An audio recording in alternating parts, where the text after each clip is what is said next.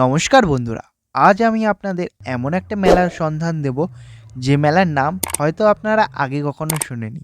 সত্যি আমি তো হয়তো আগে শুনিনি, এই প্রথম শুনলাম ভাতের মেলা। তোমরা ভাবছো এটা আবার কি ধরনের মেলা, কি তার ইতিহাস, সব বলবো এই ভিডিওর মাধ্যমে। তার আগে বলি এই মেলাটা কোথায় হয়।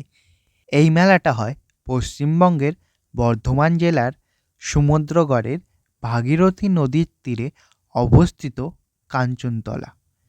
এই মেলাটা আগে কোথায় হতো তা নিয়ে রয়েছে অনেক মতামত।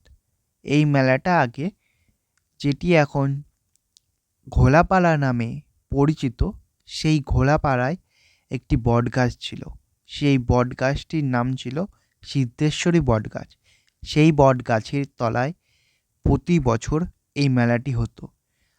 আজ থেকে প্রায় কয়েক বছর আগে, প্রায় 20 বছর আগে, 2000 সালে বন্যার সময় সেই গাছটি গঙ্গার জলে তলিয়ে গেলে বা ভাগীরথীর জলে তলিয়ে গেলে এই জালুইডাঙ্গা বা বর্তমানে কাঞ্চনতলার এই জায়গায় মেলাটি অনুষ্ঠিত হয়। তাই এই মেলার নাম হয় ভাতের মেলা, কারণ সবাই তো এখানে পিকনিক করে, তাই এর মেলার নাম হয়ে উঠেছে ভাতের মেলা।